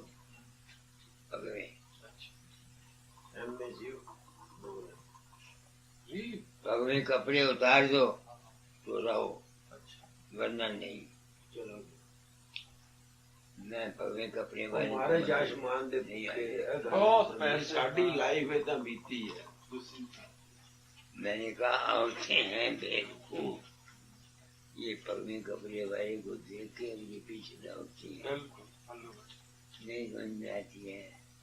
अच्छा उसकी आदत आई, मैंने कहा बेवकूफ, अच्छा आज उसको जवाब दिया, तू आप तो नपुंसक है। हाँ। सन्यासी को बोल दिया, और तेरे में अपनी ताकत नहीं है, बीमार रहता है, और उसकी इतनी मुट्ठी है। अरे आपने ऐसे ही कहा? ठीक है।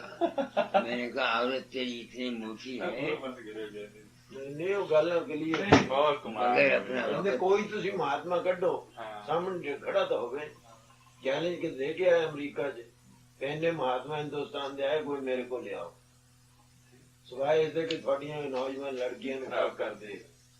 और इस करके ਤੁਸੀਂ ਕਹਿੰਦੇ ਜੋਗੀ ਹੈ ਜੋਗੀ ਹੈ ਤਾਂ ਮਹਾਤਮਾ ਜਿਹੜਾ ਵੱਡਾ ਠੱਗ ਓਡਾ ਵੱਡਾ ਸੰਤ आप समझ रहे हैं? ਬਿਲਕੁਲ ਮਾਰੇ ਸੰਤ ਤੁਸੀਂ ਪਰ ਤਾਰ ਇਹਨਾਂ ਨੂੰ ਹੁਣ ਦੋ ਆਦਮੀਆਂ ਦਾ ਦੱਸਿਆ ਕਿਸੇ ਨੇ ਕਿ ਉਹਨਾਂ ਦੀਆਂ ਪ੍ਰਾਈਵੇਟ ਸੈਕਟਰੀਆਂ ਕਹਿੰਦੀਆਂ ਵੀ ਸਾਡੇ ਨਾਲ ਰਹਿੰਦੇ ਨਾਂ ਨਹੀਂ ਲੈਂਦੇ ਕਹਿੰਦੇ ਅਸੀਂ ਨਾਂ ਕਿਉਂ ਲਈਏ ये दर्शन सिंह कृपाल सिंह का लड़का आया। ਹਾਂ ਠੀਕ मैंने कहा कृपाल सिंह मेरा दोस्त था, तू काम कर सिंचाई के कर।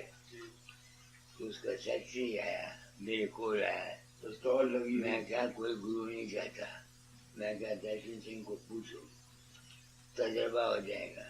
उस दिन के बाद दर्शन सिंह ने कभी मुझको दर्शन नहीं दिए। ਉਹ ਡਰ ਹਜ਼ੂਰ ਇੱਕ ਹੋਰ ਗੱਲ ਹੈ ਜਿਹੜੇ ਚੇਲੇ ਉਹ ਨਹੀਂ ਮਾਣ ਆਉਣ ਦਿੰਦੇ ਉਹ ਜਿੱਦਾਂ ਕਬੀਰ ਦੀ ਬਾਣੀ ਆ ਉਹਦੇ ਚ ਕਬੀਰ ਨੇ ਲਿਖਿਆ ਉਂਗਲਾਂ ਤੇ ਨਚਾਉਂਦੇ ਗੁਰੂ ਨਾਨਕ ਸਾਹਿਬ ਨੇ ਵੀ ਇਹ ਕਿਹਾ ਵਾਇਨ ਚੇਲੇ ਨੱਚਣ ਗੁਰ बस ਗੁਰੂ ਨੱਚਦੇ ਉਂਗਲਾਂ ਤੇ ਸੰਤ ਵੀ ਨੱਚਦੇ ਆ ਏਦਾਂ ਚੇਲੇ ਨਚਾਉਂਦੇ ਆ ਜੇਕਰ ਅਸਲੀਅਤ ਕੋਲ ਹੋਵੇ ਉਹਨਾਂ ਨੂੰ ਕੀ ਕੋਈ ਆਵੇ ਚਾਹੇ ਨਾ ਆਵੇ ये बाबा चरण सिंह ने ये सच्चा ਇਹ आदमी। ਸੱਚੇ ਆ पहली दफा जब गद्दी पर बैठा तो होशियारपुर आया, पहले तो मैंने उसके सिर पर हाथ रखा चरण सिंह के ऊपर, फिर मैं उसको जफ्फी डाली, फिर मैं उसके पाँव को मत्था देखा। मैंने कहा सिर पर हाथ इस वास्ते रखा है कि तू बाबा सावन सिंह का पोता है और मेरे पुत्र के बराबर है, इस वास्ते तुमको प्यार दिया। तुम भी आदमी हो, मैं भी आदमी हूँ, इस वास्ते तुमसे मिला, तुम गुरु गद्दी पर आए हो, इस वास्ते तुम्हारे पैरों को हाथ लगाया। फिर गया मिला, मुझे साफ कहा कि ये मुझ पर तो काम ठोसा गया है। किताबें पढ़ के लोग लिख देते थे ऐसी सारी दुनिया वाला, तो ये उस पर सत्संग कराता था। अब ये समझदार हो गया। एक्सपीरियंस होगी समझदार है पढ़े लिखे हैं देखो याद रखो सरदार जी, गुरु इष्ट है। जिस तरह से औरत इष्ट है, तुम किसी दूसरी औरत को कुछ नहीं कह सकते, अपनी औरत की इष्ट है। औरत का इष्ट खावन है। इस तरह से बाहर का गुरु इष्ट है। अगर बाहर का गुरु मुकम्मल है तो बेहतर, अगर नहीं भी है, चेला अगर सच्चा है वो ले जाएगा। सच्चा चेला गुरु को भी तार देता है। स्वामी जी के पास लोग गए, राय साहब राम साहब के पोस्टमार्टम जनरल की बड़ी तारीफ की, आपके बड़े सच्चे भगत है, किताब में लिखा हुआ है। तो स्वामी जी ने जवाब दिया, क्या पता है राय साहब मेरा गुरु है कि मैं राय साहब का गुरु।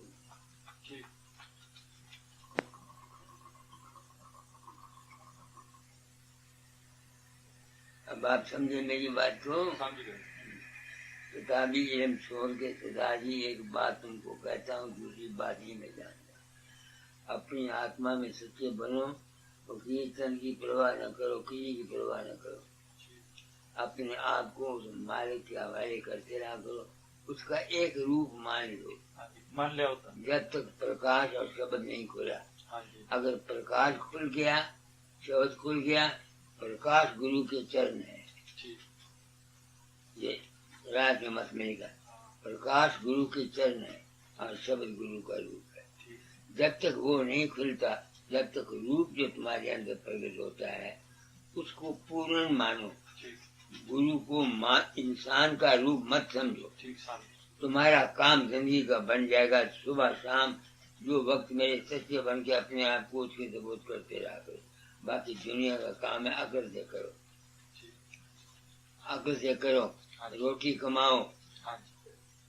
सरदार जी पेट में रोटी नहीं है, उसको राम राम कहो, क्या करेगा, हमें बातें बनाते हैं। इस वास्ते मैंने इंसान बनने की आवाज उठाई है। मैंने अपने आश्रम का नाम कोई नाम नहीं रखा, रूहानी नाम नहीं रखा, पहले इंसान बना। पेट में रोटी नहीं है तो क्या है।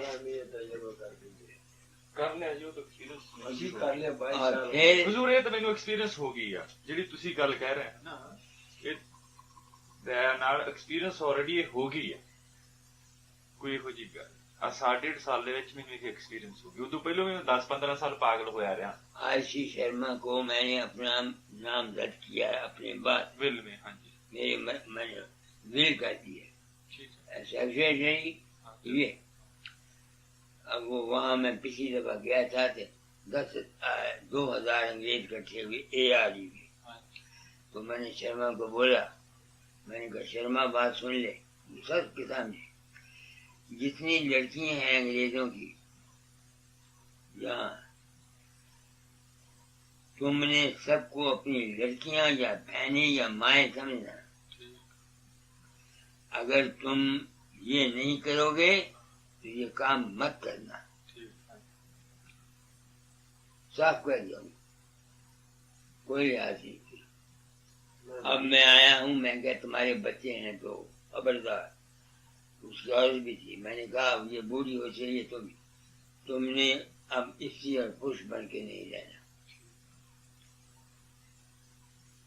मगर ये कानून तुम्हारे वास्ते नहीं है ये मेरे पास क्योंकि तुम्हारी उम्र 35 ईयर्स की है नहीं जी 29 29 है हाँ जी तुमने अभी दुनिया में रहना है स्त्री की इच्छा पर रहो हाँ देखो मैं तुमको सच्ची बात बताता हूँ कोई पाप नहीं हाँ औलाद पैदा करने के लिए सिर्फ स्त्री की इच्छा पर रहो सब आप समझते मेरा आपको कोई पाप नहीं है दूर ਜਦੋਂ ਦਾ मैं ਤੁਹਾਨੂੰ ਮਿਲਿਆ ਲਾਈਨਾਂ ਬਦਲ ਗਈਆਂ ਇੱਕ ਮਹੀਨੇ ਚ बदलने एक ख्यालात के साथ बदल जाती है आ मैं ले क्या देख ले ये तो आ लाइन देखो ये लाइन भी आ गई इंट्यूशन की ये लाइन इनकी भी यहाँ हो रही है ये भी इंट्यूशन की होगी हाँ ਤੁਸੀਂ ਕਿਰਪਾ ਰੱਖੋ ਇਹ ਜੀ ਜਰਾ ਬੁੱਝ ਜਾਂਦਾ देखो ਅੱਛਾ ਇੱਕ ਵਾਰ ਹੋਰ ਕਿਰਪਾ ਕਰਿਓ ਅਜੇ ਮਹੀਨਾ ਇੱਥੇ ਮੇਰੇ ਤੇ ਬਸ ਆਹ ਮੇਰੇ ਕੇ ਕਰੋ ਕਿ ਮੇਰਾ ਸਤਿਗੁਰੂ ਤੋਂ ਵਿਸ਼ਵਾਸ ਨਾ ਟੁੱਟੇ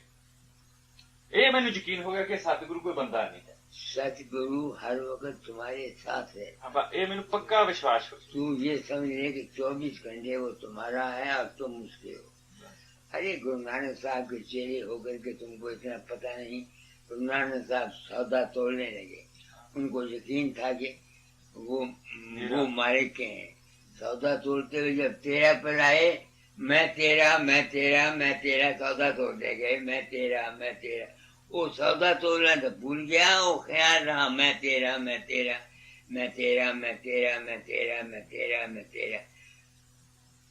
सौदा दे गए लोगों को शक पड़ा कि इसने लुटा दिया गुरु नानक साहब के सारा टेस्ट किया आगे हाँ जी तो सब पूरा निकला बड़ा विश्वास में बड़ी ताकत है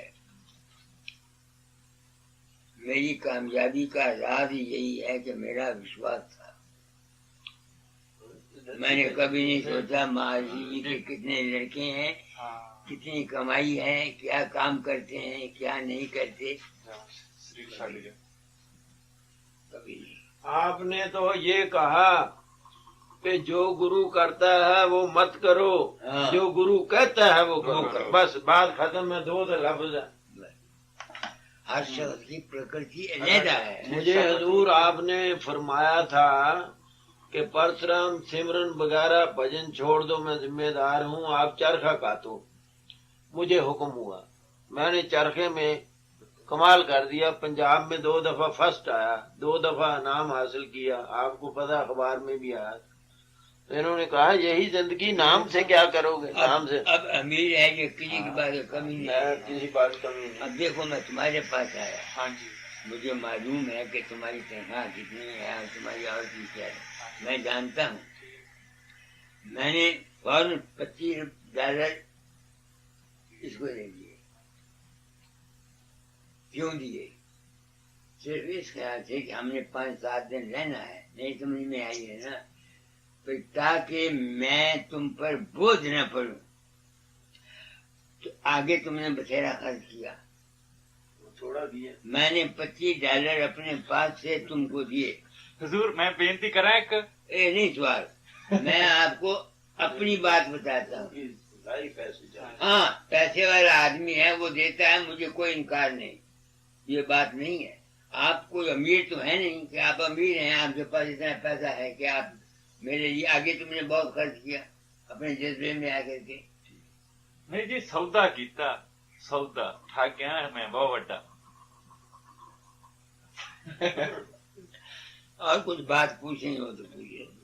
ਹਾਂ ਤੁਸੀਂ ਪੁੱਛੀ ਮੈਂ ਤੁਹਾਨੂੰ ਦੱਸਦਾ ਤੇ ਗ੍ਰੰਥ ਸਾਹਿਬ ਜੀ ਲਿਖਿਆ ਗੁਰਮੁਖ ਕੋਟ ਪ੍ਰਧਾਨ ਦਾ ਇੱਕ ਨਾਮ ਦੇ ਕਣੀ स्वामी जी ने भी लिखा जे कोई शिष्य भजन सिमरन नहीं करता तो की संतां की समर्था जी सचखंड जाते हैं तो धाम रूहानियत पहुंचते हैं वो उस जीव को अपने बिना पैर तो भी ले जाते हैं।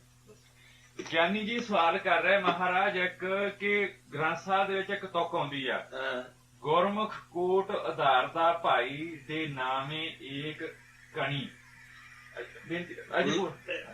बोलो गुरुमुख कोटन, गुरमुख कोट उधारदा भाई। उधारदा नहीं है, उभारदा है। कुर्बानी च इस तरह ही है। ऐसा गुरुमुख कोटन उभारता है।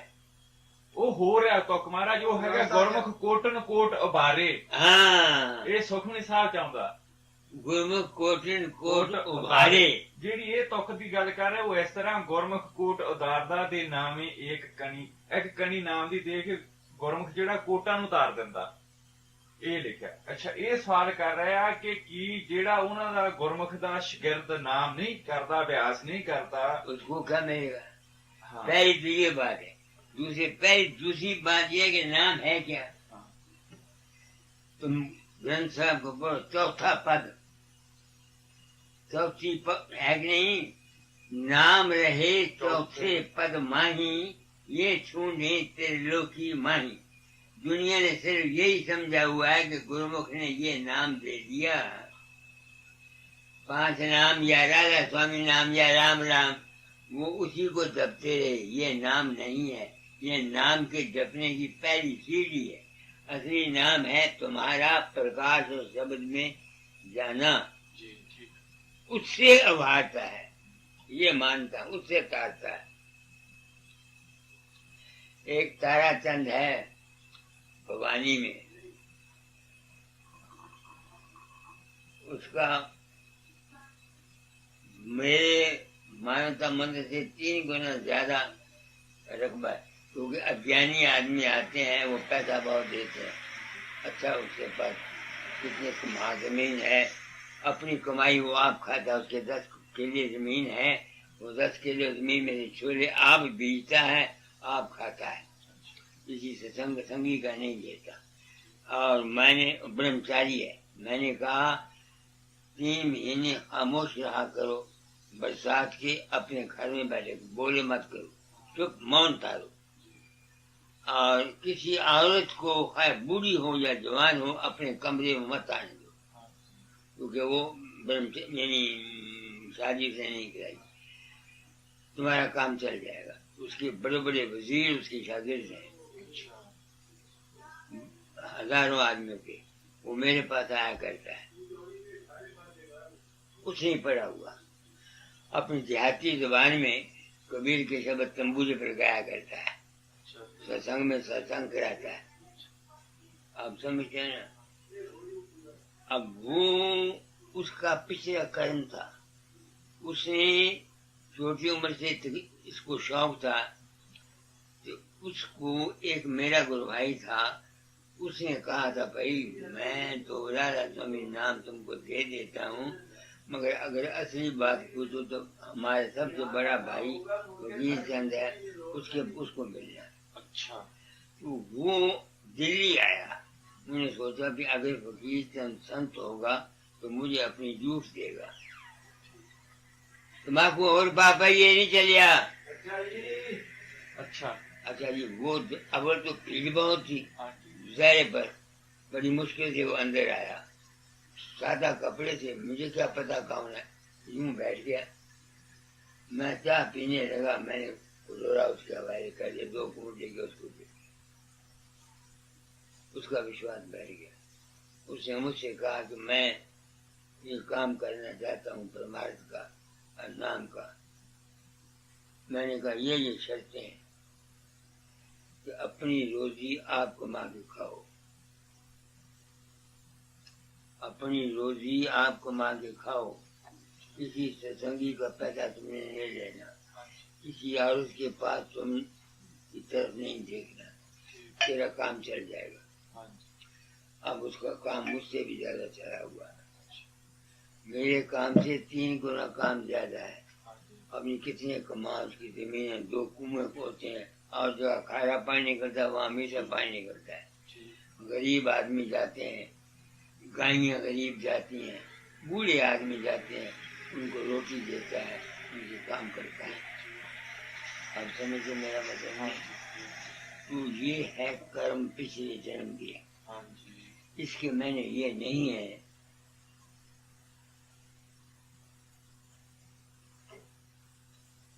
कर्म है, मेरे ग्रह ऐसे हैं, मेरे ग्रह ऐसे हैं, ग्रह। एक जोशी ने मेरा टेवा देखा था, गिद्रबाई स्टेशन मानता मैं, वो जोशी का खन्ने का बड़ा भाया, वो आया, उसको कोई रेलवे में काम था, वो मैंने करा दिया। मैंने घर से रोटी मंगवा दो, रोटी खा ली। उसने कहा ये टेवा ले आओ अपना, मैं टेवा ले गया। वो टेवा आज का देखता रहा। उसने कहा और किसी को जोशी को पता नहीं था, मैंने लाखों ऋषियों मुनियों संतों के लिए आपके 8 ग्रहों का असर इस वक्त 9वें घर में है। 9वां कालम धर्म का होता है, बृहस्पति 10वें घर में है आपकी, पिछली उम्र में बैठी होकर 9वें घर में आ जाएगा। आपके 9वें घर पर 9 ग्रहों का असर होगा। आप कुछ ऐसा काम करेंगे जो आज दिन तक किसी ने किया नहीं। क्या काम करेंगे ये मुझे पता है। तो मैंने सिर्फ सच्चाई का चोला पहना, क्योंकि मेरी अंतर और बाहर सच्चाई है। अगर किसी को मैं कोई बात कह देता हूँ तो ये नहीं कि मैं करता हूँ, वो उसके कर्म में होती है और मेरे मुंह से निकल जाती है। बात सारी ये है, मैं कुछ नहीं करता, कोई भी नहीं करता जी, शुभ भावना देता हूँ बस। बाकी ये और गल कुछ अपनी नहीं अपनी मैं करता। प्रकृति है। दुखी मेरे पास आते हैं, मैं दाता से यही प्रार्थना करता हूँ, दाता तूने काम दिया था, मेरे तो बस में कुछ नहीं, अब मैं क्या करूँ, इसका भला हो। बस जो विश्वास करते हैं उनका भला हो जाता है। मैंने किसी को नाम नहीं दिया, चेला नहीं बनाया, 1000 आदमी मेरे पीछे बैठते हैं, मेरे शागिर्द नाम देते हैं। अच्छा, जो मेरे चेले हैं जैसे अपने, कृष्ण थे। वो नाम देते हैं लोगों को। उनको आपने मुकर्रर किया? उनको क्या तुम नाम दिया करो, मैं नहीं किसी को नाम देता, क्योंकि मैंने ये समझा है आनंदकारी को नाम देना एक माँ बाप है। वो उनके अपने कर्म है, वो करते हैं। पैसा उनको बोला खाओ या ना खाओ, खाते हो आप, मरोगे मेरा क्या जाएगा, मुझे क्या है। तो आपने ये काम कितने मनुष्यों को दिया? मैंने तो सिर्फ 1942 में 15-20 आदमी को नाम दिया। नहीं, उसके बाद मुकर्रर कितने आदमी को? 12 आदमी, 1000 आदमी फिरते हैं। मैं हैदराबाद जाता हूँ, कम से कम 8000 आदमी, 9000 आदमी इकट्ठा होता है। सारा से बसंत पर मैं जाता हूँ। हैदराबाद में शहर पर सत्संग होता है, कम से कम 6-7 हजार आदमी। और मेरे सत्संग में सिर्फ राधा स्वामी नहीं आते महाराज। नहीं हुजूर, जेड़े जिमें कृष्ण था है ना आपका शिकायत, मैंने सिर्फ मैं शिविर बनाया नहीं ਤੁਹਾਡੇ ਤੋਂ ਉਹਨੇ फायदा बहुत उठाया सत्संग तो। उसने फायदा उठाया अपने ही विश्वास से। हाँ जी, मैं जानता हूँ, उसने मुझको लिखा कि मैंने एक साधु के नाम लिया था, कृष्ण ने मुझको लिखा। और कृष्ण, मैंने उस साधु की 10,000 रुपया सेवा की, उसका बना दिया, कुटिया बना ली देहरादून में। हमें कुछ नहीं मिला। तो जब 10 साल के बाद मैं उसके पास गया तो उसने कहा तुम और तुम्हारी बीवी सन्यासी हो जाओ। मेरी बीवी ने इनकार किया, समझे ना। उसने मुझको लिखा आप नाम दे दो।